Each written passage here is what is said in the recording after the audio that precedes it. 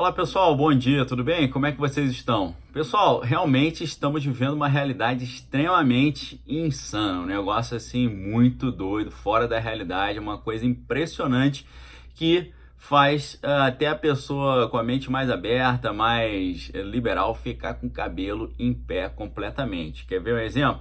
Tirar dinheiro da saúde e da educação para colocar no fundo eleitoral. Poxa, que coisa doida, né, pessoal? Muito é um negócio impressionante isso que tá gerando assim alguns alguns comentários bem curiosos, né? Ainda mais com uma questão lá de assinatura, né, que o cara assinou pelo outro, a pessoa assinou por aquele. Realmente um negócio impressionante, tá?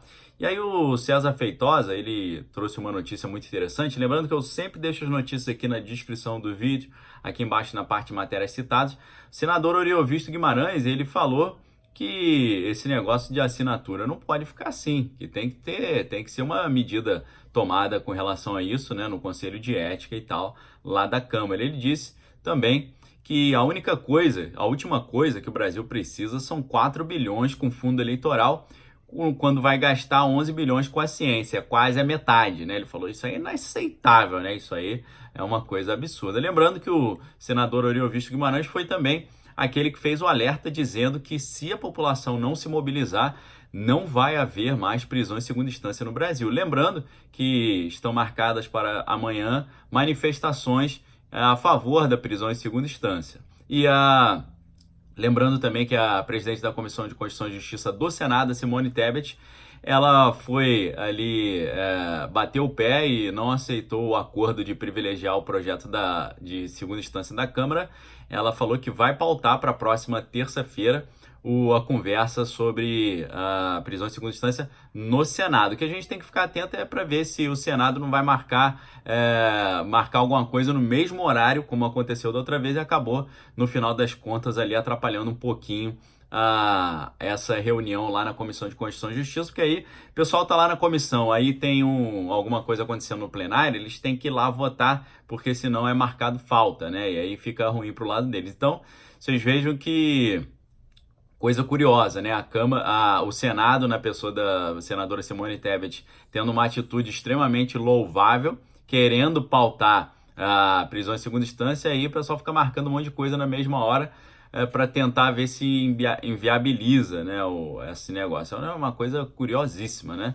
Então a gente tem que ficar atento com relação a isso, tá bom? Então aí o senador Oriovisto Guimarães dando um recado importantíssimo. Aí você vai lá ver o que está acontecendo lá em Fortaleza. Aí você vai ver que um convênio lá entre o Tribunal de Justiça e o Sindônibus, Sindicato de Empresas de Transporte de Passageiros Ceará, assinaram um convênio para disponibilizar passagens gratuitas em Fortaleza para condenados que cumprem no regime aberto e semiaberto ali, em liberdade, além daqueles que estão em liberdade condicional. Pessoal, que coisa curiosa, né? O trabalhador honesto, o cara que está indo lá procurar emprego, o jovem aprendiz, a criança que está indo para a fase adulta, está começando a trabalhar, esses não têm esse tipo de privilégio, né? Aí o Estado vai bancar esse benefício para criminosos. É realmente um negócio assim impressionante, né? Uma coisa que é de cair o queixo mesmo. Você fica assim boquiaberto pensar no Estado fazendo esse tipo de acordo aqui.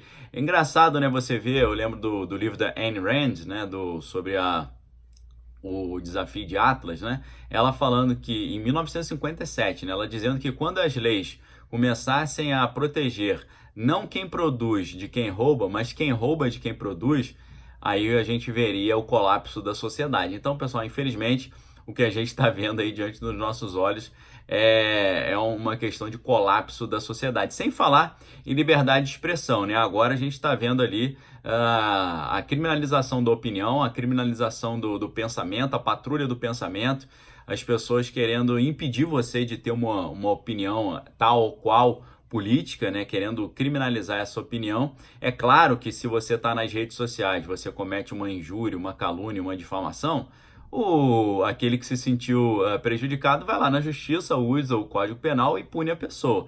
Agora, você querer fazer um negócio de destruição em massa, né? Você fala, não, todo esse tipo de assunto aqui vai ser considerado ilegal e tal.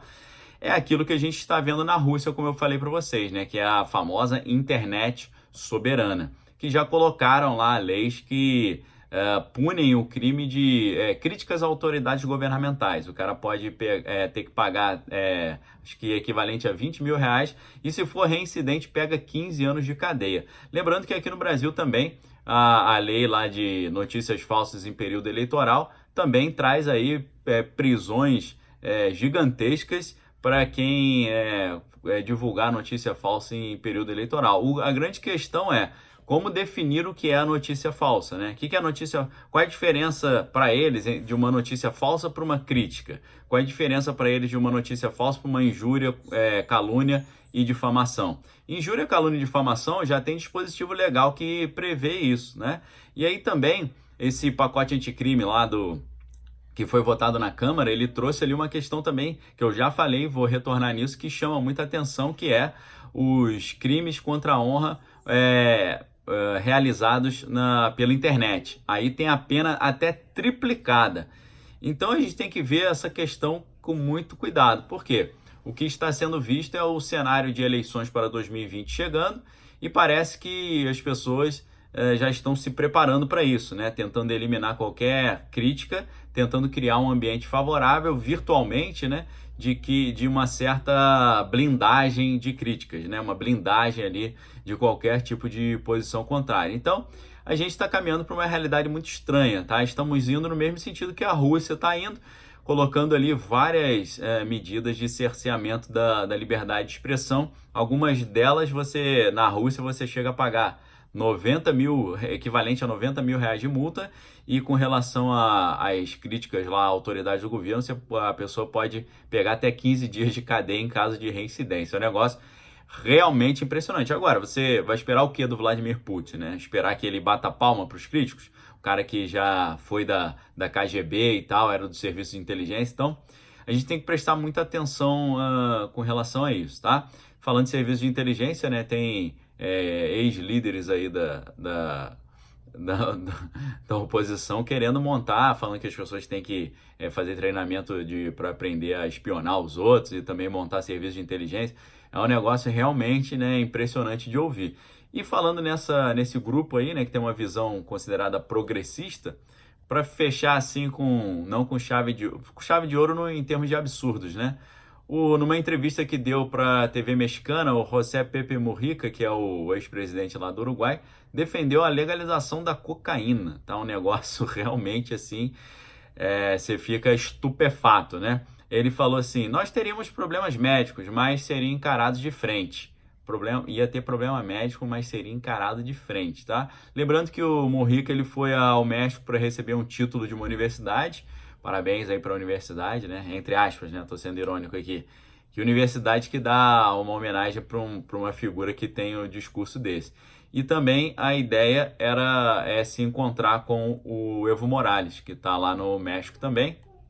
Lembrando que o Evo Morales falou de golpe e tal, mas ele não foi retirado do poder, ele quis sair, ele renunciou, tá bom? Então é importante a gente lembrar disso, né? Ele não foi arrancado do poder, ele saiu por livre e espontânea vontade, o que torna o processo muito mais interessante, legítimo e justificado, né? Perdeu o apoio popular, a população não quer mais no cargo, beleza, então sai, troca e tal.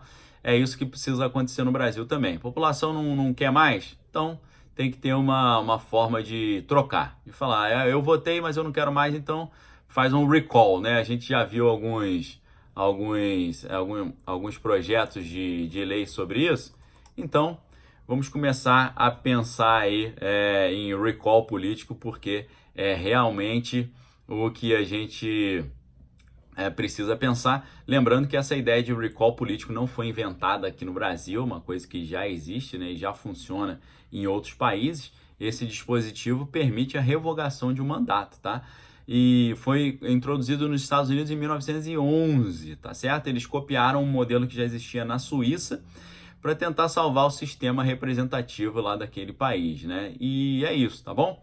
O primeiro estado americano, por exemplo, a adotar o recall foi a Califórnia, e durante o século XX outros estados foram adotando mecanismos por meio dos quais você poderia fazer esse tipo de recall nas constituições estaduais, né? Lembrando que os Estados Unidos eles têm essa questão das constituições estaduais, né? Cada estado tem a sua autonomia para fazer esse processo, tá? Lembrando que, como é que em geral é o procedimento, né, desse recall? Tem um abaixo-assinado pedindo novas eleições para o cargo daquele político, apresenta o abaixo-assinado para o Tribunal Superior Eleitoral averiguando a autenticidade das assinaturas, as assinaturas são encaminhadas ao Tribunal Superior Eleitoral, se as assinaturas forem consideradas falsas e não atingem o necessário, o tribunal encerra o processo, mas se as assinaturas forem validadas e atingirem o mínimo necessário, o TSE notifica o político em questão e convoca novas eleições para aquele cargo.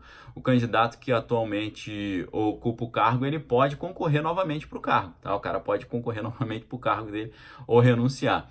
E aí, caso opte pela renúncia, o candidato pode concorrer nas eleições próximas, tá? E se ele decidir concorrer e perder, ele fica fora das próximas eleições, como se ele tivesse levado impeachment. E se ele concorrer e vencer, ele sai mais forte do processo e consegue cumprir o seu mandato, tá? E o TSE administra novas eleições somente na jurisdição daquele cargo, tá bom? Então é uma coisa extremamente interessante e que é algo que acontece nas democracias mais avançadas do mundo, tá bom? Então a gente tem que ficar ligado com relação a isso, tá certo? Um abraço para vocês, examine todas as coisas, retenha o que é bom, tenham um excelente sábado, um ótimo fim de semana. Muito obrigado pela audiência, muito obrigado pelo apoio. Convido você a se inscrever no canal caso ainda não seja inscrito. Se já é inscrito, verifique se a sua inscrição está ativa. Convido você a clicar no like, ajuda muito a repercussão do canal, e no sininho das notificações para poder receber as novidades do canal Daniel Lopes. E também, muito importante aqui, um pedido muito simples, espalhe esse vídeo, né? Clique aqui e compartilhe com seus amigos para que eles possam ter acesso a esse conteúdo. Todas as notícias citadas nesse vídeo estão aqui na descrição do vídeo, lá embaixo na parte matérias citadas. Muito obrigado, um abraço para vocês, a gente se vê amanhã com mais vídeo exclusivo, valeu!